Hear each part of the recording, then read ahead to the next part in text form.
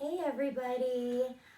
So, I have not made a video in a really long time. I hope everybody's doing well out there and sticking with it. Everybody that's passed, their entrance exams and you're doing well in school. So, congratulations to everybody out there. And as you can see, I have passed NCLEX and I am now a registered nurse. I can't believe it. It's so weird to say still. I'm like embarrassed. Can you tell I'm embarrassed because I can't stop smiling? But I'm very excited and I'm going to be doing ER where I did my practicum and I absolutely loved it. Enough about me though. I know, so I really want to get into a few things here because I know the NCLEX is about to change. So I kind of want to just sort of, I took the old NCLEX and I'm very grateful to God for that because, not to scare you guys, I think you guys will be prepared and I think that they will be, the board will be, not the board, it's Pearson VUE that grades it, but I think they will be a little more gracious going in, seeing as how it is the first class to take this new NCLEX, and I believe that starts in like April of 2023. So if y'all can take the NCLEX before that, do it, because otherwise you're going to be a little bit of a guinea pig and etc. But because I just do a weird thing with my eyes, but because of that, I do believe they'll probably not score it as harshly, and it's not going to be all case studies, okay?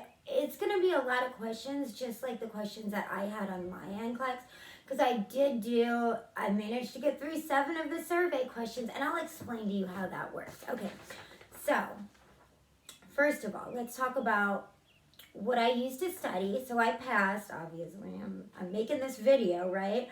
I did pass in 75, but let me just tell you, it does not matter how many questions you pass, and whether you pass in 75, 145, you're still a nurse. But the minimum is 75, the max is 145, and I'm sure you all know how the test works, but just a brief recap. So either at 75, it either is 95% confidence interval that you passed or failed. So you can pass or fail at 75, and same with 145 or any combination in between, but the test will shut off before 145 if it is 95% certain that you can pass all these questions, that you can pass at that, above that minimum standard that they set, that passing line. So, and actually my school has a really great pass rate. All my friends have been passing, and my whole class has been passing, so. And we used Kaplan, and I really think that I'm not promoting Kaplan because I kind of hate Kaplan too, but I do think that's one of the reasons we have such a high pass rate. So, all right, so let me get into this.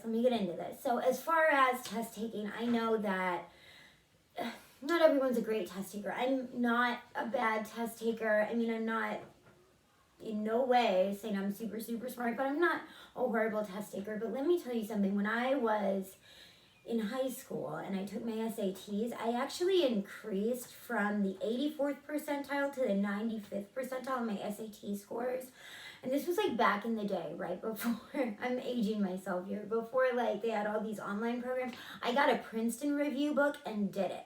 So I also did not find out about this until a couple days before my NCLEX, but the Princeton review now has an NCLEX, they have NCLEX prep now, and this is something I believe that's kind of new. They didn't really offer before. They have 5 free, no, it's more than 5. They have, okay, so for the client need categories, like management of care and safety and infection control. Okay, so they have drills for each of those client need categories. You can get a 5-day free trial, and I'll leave a link to that down below. But the problem, they're actual NCLEX questions, okay? They're retired NCLEX questions. So it's the style of questioning that you will see on the NCLEX. And to me, that was helpful because there really is no test prep that really 100% mimics that style, that very vague, kind of weird. You'll see it when you take it, but that, yeah. but the Princeton Review, since they use retired NCLEX questions, it actually is that.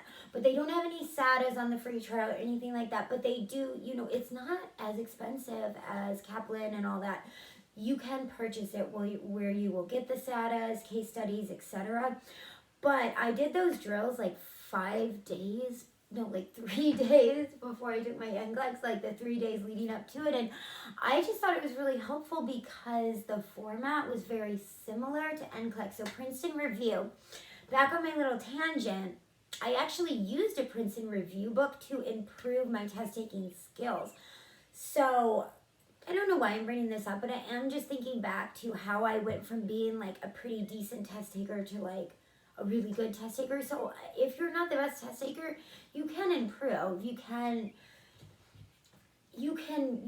as long as you're fair, you're fine. Like what Mark Hay says is, you need to know just a little less than what everybody else knows to pass the NCLEX. So, and part of it too is just putting your anxiety on the table, giving it over to God, just, staying calm, remaining cool. But I do think that all the things that we did as far as using Kaplan, and then I also, this Princeton Review, I would just recommend looking into it because I do think the question style, even though the questions themselves were not that hard on the drills, the style is very similar to NCLEX. And I think if you buy the package, the questions will be more challenging, so you will get a better idea. But anyway, tangent there. But other than that, okay, so as far as the other resources I also used, obviously, Kaplan. I ended up doing 4,862 questions, and that was total throughout my whole nursing school career. We were using Kaplan even in our first semester. So this is total. I did that many. And my percentage was like 72%, which is good, but again, I mean, don't expect to do great on Kaplan. Like, people pass the NCLEX and their average is in the 50s on Kaplan. It's okay, because in my opinion, Kaplan is harder than the NCLEX, okay? I think it's harder, in my opinion. I don't know what it is, but I felt like Kaplan was definitely the most challenging test prep, but it definitely prepares you because it over prepares you, literally. And we did a whole 3-day study course at our school, that was part of our tuition and all that, and they went through like their technique to answer questions, which it's called the Kaplan decision tree, and you can look it up. It's on Kaplan. I can leave links to it, all of that. I didn't really end up using that. I kind of always skip to step 5 on the decision tree, which is like, what is the worst outcome of each of the answer choices? So basically, like, okay, what would happen, if it's a prioritization question, it's like, okay, what would happen if you didn't do answer choice A? So for example, I think there was like okay, you have a patient admitted to the ER and they're suicidal.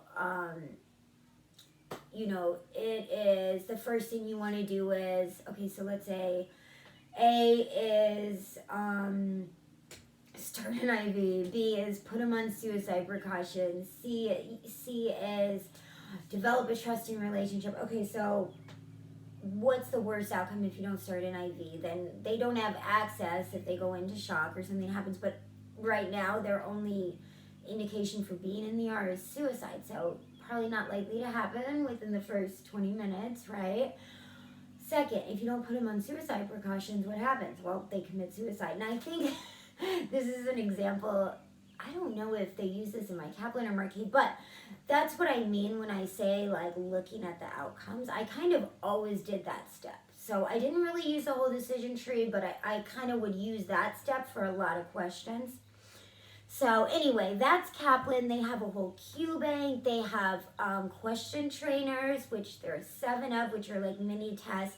They actually have computer adaptive tests, and I did all 3 of those. And each time I got a high chance of passing, a cutoff at 75. So I mean, I didn't do well on them though. I got like 60%, 64%. So don't get tripped up with the percentages. Don't feel bad, please, because I know Kaplan really like killed my confidence, but in the end it was a good thing. It is brutal though. It is. Oh, and they have an RN readiness test, which one of my school friends recommended, and she thought that the RN readiness test was very much like the actual NCLEX, but just be warned, it's 180 questions and you cannot shut out of it. Like, you can shut out of pretty much everything, even the computer adaptive test, which is really odd to me, but you cannot shut out of the RN readiness test. And then they have a diagnostic test, but that doesn't have any status on it. Again, so there's just so much with Kaplan. There's review content as well, which I honestly didn't really use because it's just, I mostly just did questions, and the only review I did was Mark K. Everybody recommends Mark K. I did do his review. I listened to all his lectures, but I listened to them while I was doing other things. We were in the middle of moving. I had my kids home for the summer, so, you know, it was as I was doing other things. And I will say, like, Mark K's great. These are the only lectures that are on YouTube are the lectures from like 2009. I wish he would put some audio tapes out and sell them. That would be really nice. Because obviously, you know, he doesn't want people putting this material on YouTube, which I totally understand. It's just, I wish he would sell them because he only does conferences in like Cincinnati now. But anyway, he used to write for NCLEX, and his lectures are good, but also a little outdated because the ones that are online are the ones from 2009. So be careful, you know, just kind of take it as like a big overall overarching theme, but don't get too hung up on the specifics or the details. All right, so then what else did I do? I did UWorld also. Now this is the one thing I bought that it was basically a $219 confidence booster. I don't know what else to say. To me, UWorld, it was good because they have a ton of SATAs. They have select all that applies. But I feel like the questions almost like guide you to the right answer. I don't know how to explain it, but they say a 54% on UWorld is like a 92% chance of passing NCLEX or something like that. So I think my average was like a 74, which wasn't even that much higher than my Kaplan average, but I just felt like the questions just made sense. Like they were just written in a way that made more sense to me, and they felt like they were easier to answer for some reason. And I also mostly used tutor mode. I did both self-assessments and got a high chance of passing, or a very high chance of passing on each of those. And so, you know, again, I think out of those, how many questions did I do? I had 2,100 questions, but I only used 655 of them just because I was doing so much Kaplan. I did the Princeton review drills. I was listening to Mark K. So, you know, a girl can only do so much. I almost totally tapped out my Kaplan Q bank. I think I had like 300 questions left. But anyway, I did use it. I will say it's good because the content review is right there. As soon as you get it wrong, you see why you got it wrong. You can review the content. You don't have to think about going to another place or looking through 180 questions to be like, okay, what answers did I get wrong? What do I need to know? What did I guess on, etc. None of that. You get to do it right there. Content's right there. And I really like that because, you know, it just saves you time, saves you energy, all of that. And also, it kind of did give me a little bit of self-confidence. And it had a lot of SATAs on it, which Kaplan has more SATAs as you go through. But, like, for some reason in the beginning of doing Kaplan, I didn't get a lot of SATAs. And I will say on the actual NCLEX, I got a lot of SATAs, okay? I probably, at least a third of my test, if not half, it wasn't half, a third of my test was SATAs, which was fine. So let's talk about that a little bit. Let's talk about the actual exam itself. So first of all, I would recommend going to a nice testing center. I say this because one of my friends actually went to a different testing center than all of us went to, and she did not get an email saying her test was complete so she could do the Pearson VUE trick. You know how when your test is complete, you get that email from, you know, Pearson VUE, and then you can do the little trick where you try to re-enroll for the test, and if your card gets declined, that's the bad pop-up. But if it says you can't re-enroll for another test because you're already scheduled, that's the good pop-up, and it means you passed. And pretty much everyone in my class did it, and it was accurate with the good pop-up. But she did not get her email for 8 hours, so she couldn't even check for like 8 hours. She couldn't even do the trick, which is very stressful. And the testing center I went to, everyone was super nice. It was kind of like in a nice little part of downtown. You know, everyone was very nice at the testing center. Like, they seemed to like understand this is a stressful day for everyone that's here. And I also went on a Friday, which I recommend or don't recommend depending. Obviously my license didn't post as quickly, but at the same time there were hardly any people there. And whereas like other people that went on Tuesdays, there would be like 45 people there. I think when I went there was like 10 people. So that was kind of nice. You got through a little quicker. And I got there early, and they actually did let me start at 7:45. So if you do want to get there like at 7:15, if your test is at 8 a.m., I think you can do that, and they'll probably let you in. They definitely did with us because people just got numbers and they got called to start in the order they went on. So that should make you feel better too, because if you're a couple minutes late, I think you can still get in as well. I mean, obviously don't be like super late. You know, I was literally there like an hour early because I live like an hour away from the testing center, so paranoid, traffic, whatever. Anyway, so that was that with the testing center. It was not, the one I went to was nice. I got the email like 20 minutes later, which was nice, so I could do my little Pearson VUE trick, got the good pop-up. But make sure to change your expiration date, your security code, because otherwise you could get charged again. All right, so as far as my test, as I said, it was like a third SATA. I had one math question, and it was a relatively detailed one. A lot of what I do is like you're changing units to units, and you're basically where you do the conversion, where you do like a drop factor into milliliters per hour. So it was that type of math, so a little more challenging. You know, I don't mind math, so I'm okay with it, but you know, definitely doesn't hurt to brush up on your math. Some people got 1 EKG strip, but as far as the other types, you know, you guys are probably going to have a different test anyway, because, sorry, you guys are going to have the case studies, and I'll get into that. But I will say that my test was a lot of pharm, but don't get scared. It wasn't necessarily like impossible pharm. Like, they'd ask things about diuretics or medications that you are a little more familiar with, in my opinion. Now, I also worked as a pharmacy tech, so I could be a little like biased here, you know, as far as what medications, you know.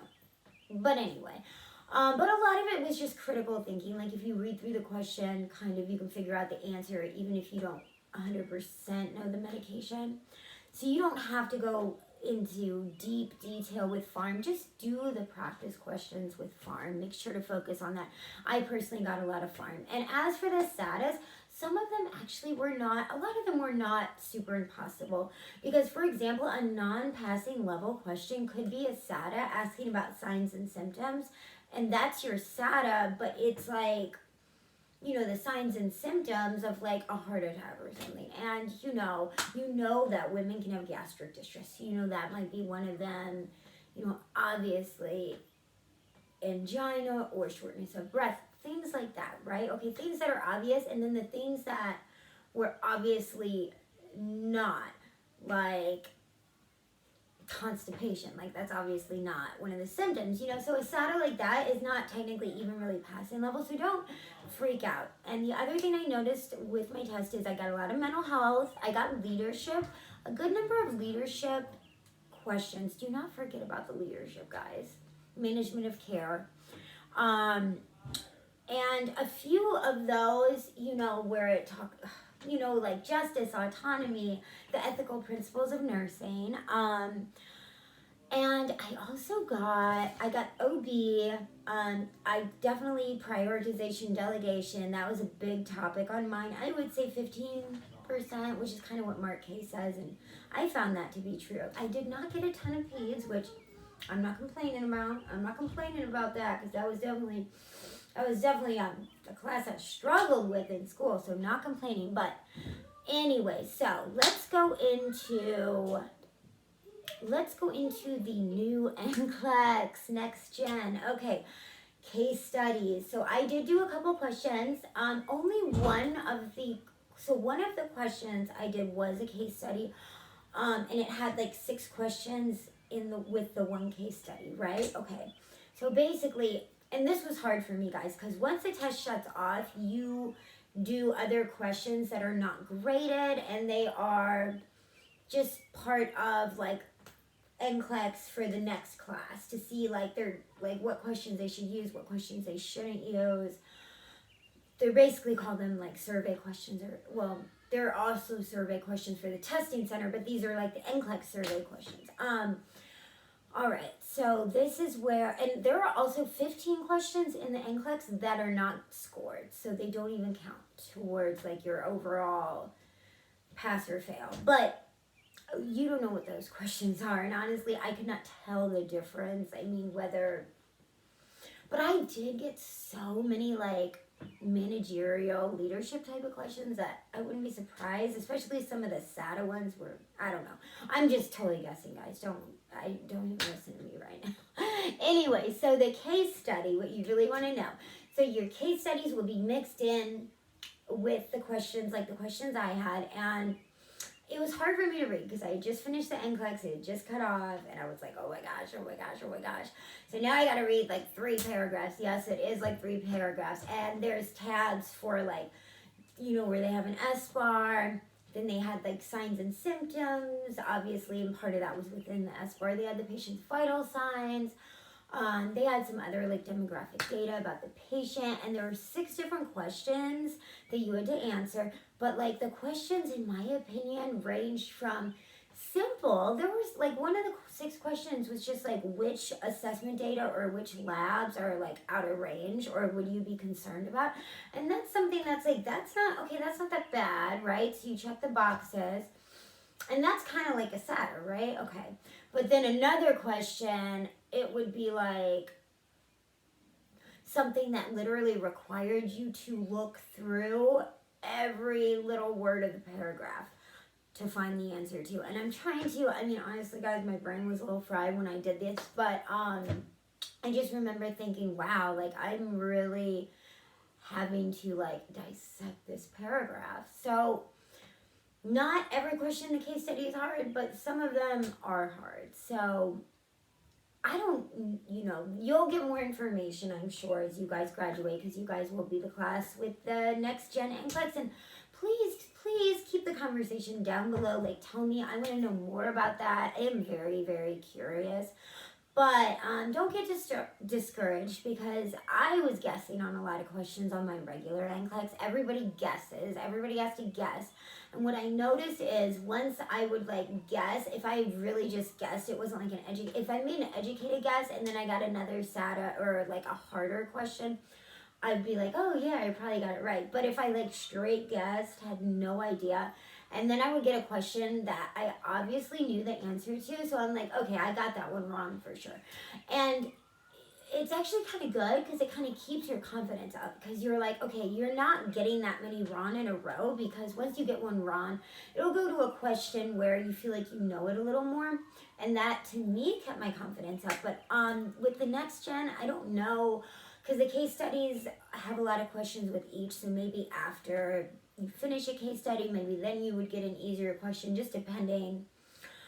But anyway, I don't want you to freak out about that, because again, some of it was basic and some of it was a little more challenging. But with every question on NCLEX, read it carefully. I took almost 2 hours to do my 75 questions because I would read it so carefully, and sometimes I would even go back after I read the answers and realize that I almost missed a word or something, and that is just key. And a lot of my friends took a long time too, or took even longer than they normally would. You have 5 hours to take this test.